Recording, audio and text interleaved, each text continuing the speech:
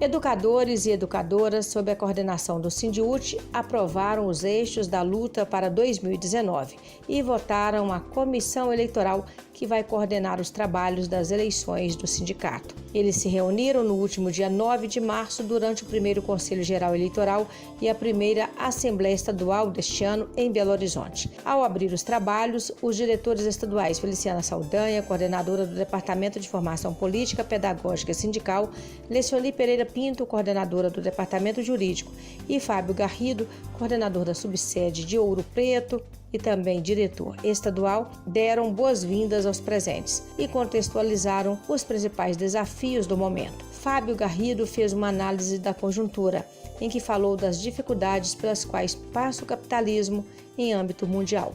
O primeiro elemento dessa análise de conjuntura é que o capitalismo e o capital, a burguesia, vive hoje uma crise profunda deles. Uma crise em que eles não conseguem manter mais as mesmas taxas de lucro que eles vinham mantendo. Uma crise contínua da taxa de lucro. Esse é o momento em que o capitalismo mundial continua em crise por não conseguir reproduzir as suas mesmas taxas de lucro. E eles têm uma ânsia de taxa de lucro infinita. O capitalismo vive para isso, a burguesia vive para isso, para o lucro, quanto maior esse lucro. Então a crise deles não é de falta de dinheiro, a crise deles é de não conseguir ampliar o que eles já têm, ampliar o seu lucro, a sua margem de lucro. Para isso eles reorganizaram o imperialismo, e isso é importante para a nossa análise, e isso a gente vai ver que tem desdobramentos no local. A eleição de Donald Trump e a eleição de diversos governos populistas de direita com características neofascistas, ou com características do fascismo, apresentam para a gente uma nova forma de governar do imperialismo, utilizando principalmente o aparelho de Estado norte-americano. Esse imperialismo, essa nova direita neofascista, resultou no Brasil, através de espionagem, através do financiamento de grupos como o MBL, né?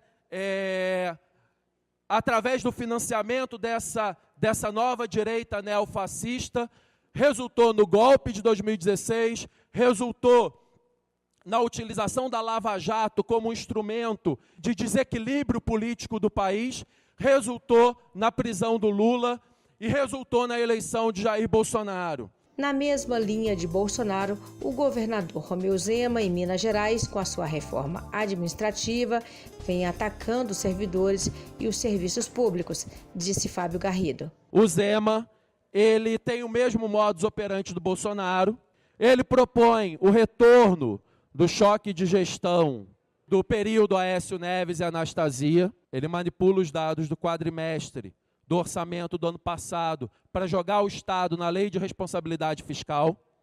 Então, ele fez com que o orçamento estourasse o limite da responsabilidade fiscal, fazer uma manipulação do orçamento para colocar na lei de responsabilidade fiscal e poder demitir irrestritamente. É um governo que quer a privatização da CEMIG, que quer a privatização de tudo e a terceirização de tudo. E que propõe o regime de recuperação fiscal, se adequar ao regime de recuperação fiscal do governo federal, o que significa a destruição do IPSENG, a destruição da nossa aposentadoria, a flexibilização da nossa segurança enquanto efetivos, para quem é efetivo, e a terceirização irrestrita, a privatização irrestrita. Durante a sua análise de conjuntura, Garrido também falou da política de menos Estado e mais desigualdade social. Ele não tem pena de fechar escolas. Está fechando escolas do campo, está fechando turmas, mandando pessoas embora, desempregando a categoria. Isso vai gerar uma superlotação das turmas. Então, esse processo de fechar escolas e demitir gente já está em andamento. Ele não reconhece os sindicatos.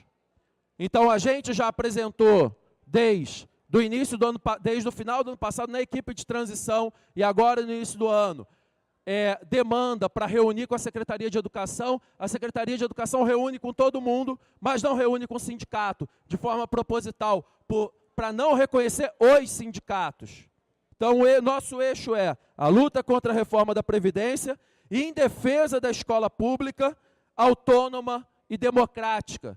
Ou seja, lutar contra a reforma da Previdência com centralidade, como fizemos em 2017 e fomos vitoriosos, e lutar para que as escolas não sejam fechadas e que se mantenha a gestão democrática da escola.